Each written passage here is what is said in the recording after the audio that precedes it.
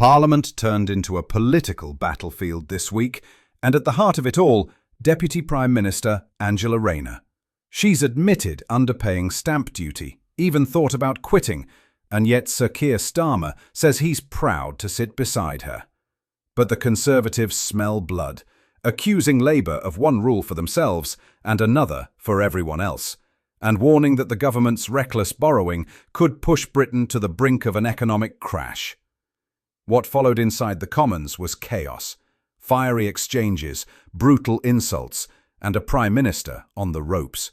Let's watch how it all unfolded at PMQs. Leader of the Opposition, Thank you, Mr. Speaker.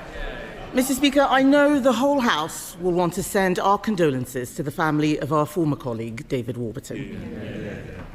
I also welcome the fact that the Deputy Prime Minister has referred herself to the ethics advisor.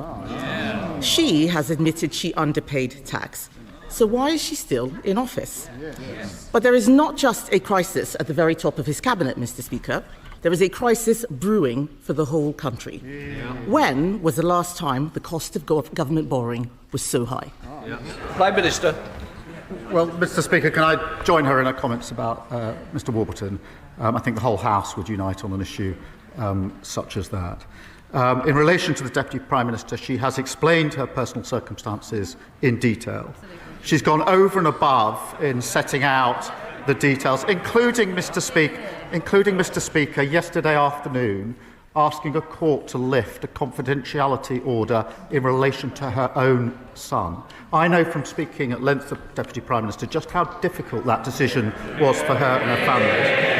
But she did it to ensure that all information is in the public domain. She has now referred herself to the independent advisor. That is the right thing to do. But I can be clear, I am very proud to sit alongside a Deputy Prime Minister who is building 1.5 million homes, who is bringing the biggest upgrade to workers' rights in a generation, and who's come from a working class background to be Deputy Prime Minister of this country.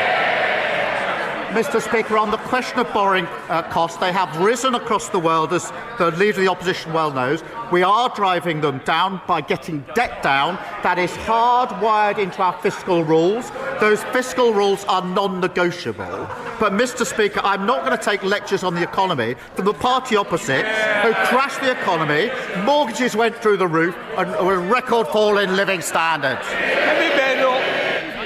Mr. Speaker, I'm not sure we would have heard all that sympathy if it was the Conservative Deputy Prime Minister who was being attacked. I remember when the Prime Minister said that tax evasion is a criminal offence and should be treated as all other fraud. If he had a backbone, he would sack her. But let's get back to the issue of borrowing. He did not answer why it is so high. Conservatives left him the fastest growing economy in the G7. Under him, the cost of our borrowing is now higher than in Greece. Why does the Prime Minister think this is? Mr. Speaker, if it had been the party opposite, there wouldn't have been the accountability that there now is in place, because they spent years and years avoiding it. And she makes her claims about the economy under their watch are about as credible as her place at Stanford University, frankly. But, Mr. Speaker, she leaves out of account because she wants to talk down the country. We've got the highest growth in the G7. Those figures, I look forward to her getting up and welcoming that. 5 interest rate cuts in a row. And of course, Mr. Speaker, £120 billion of investment in the first year of a Labour government. That is a record. It's a terrible record, Mr. Speaker. I stand by every single thing that I have said. He cannot say why borrowing is higher under him. I will tell him why it is higher. It is because the Chancellor changed the fiscal rules so she could borrow record amounts. She maxed out the country's credit card, and that has pushed up borrowing costs. These are their bad choices, Mr. Speaker. Mr. Speaker, former members of the Monetary Policy Committee are warning, and I quote, that we are heading for an economic crash. Why does he think that he is right and they are wrong? Prime Minister. Mr. Speaker, she can't resist. She comes straight back to talk the country down at every opportunity. She doesn't welcome the highest growth in the G7. She could have got up and welcomed that, Mr. Speaker, but no. What about the 380,000 jobs we've created? She could welcome that, but no. What about the 3 trade deals we've got? Not only does she not welcome them, she opposes them. And of course, she hasn't welcomed the Norway deal, the biggest deal for shipbuilding in a very, very long time. She should stop talking down the country and get behind the renewal this government is delivering. Mr. Speaker, he is dragging down the country. He is dragging it down. How can he stand there and say that he is creating jobs? Unemployment has gone up every single month under this Labour government. And if he doesn't know why borrowing costs are going up, another reason is that the markets can see that he is too weak to control spending. Now, we are reading that he wants to have another go at welfare costing. What makes him think that they will vote for it this time? Prime Minister. Mr. Speaker, we picked. I think I saw that the leader of the opposition said, I think at the weekend to the Sunday Times, that I think she said this: "I've inherited a gigantic mess and I'm cleaning it up." She said it's very difficult. It's going to take a while. I know exactly how she feels.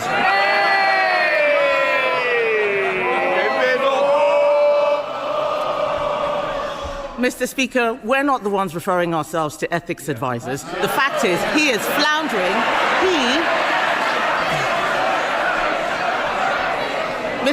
Mr. Speaker, he is floundering. Perhaps he should have a read of the covers of the... Shh. Came there, no. Mr. Speaker, perhaps he should have a read of the covers... Order. We don't want to start the session with somebody leaving, do we? If somebody wants to volunteer, please do so. If not, I will choose one. They can do the fake chairs as much as they like. The whole country knows what a mess of the economy they are making.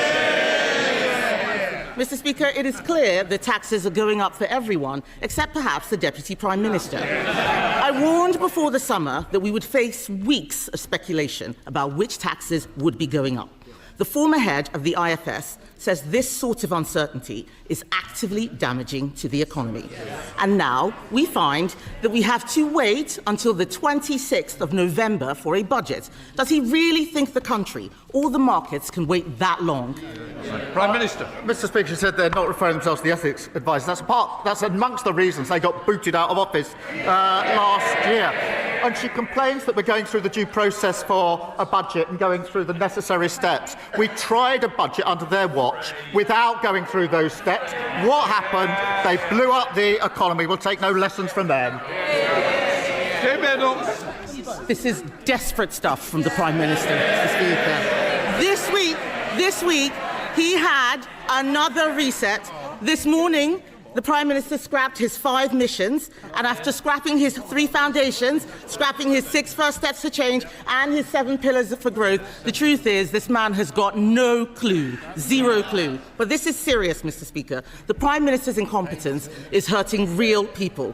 They're losing their jobs. The cost of everything is going up, from energy bills to the weekly shop. This is a crisis made in Downing Street. Isn't the truth that he is too weak to change course and too arrogant to admit he got things wrong? Prime Minister. I don't know what social media site she's been on this morning, Mr. Speaker, but I think the chair of the Tory party said that we were the firefighters, this government. Well, in a sense we are, because we're putting out the fires that they created. They were the arsonists, the biggest fall in living standards on record and blowing up the finances. We've spent the first year putting out their fires, quite right too. But now, Mr. Speaker, we're delivering on the cost of living. Funded childcare, £7,500 for working families. Free breakfast clubs, opening new schools-based nurseries. That's what we're fighting for, the best start for every child in this country. If you found this eye-opening, please like, share it with others, subscribe, and tap the bell so you stay informed with every new update.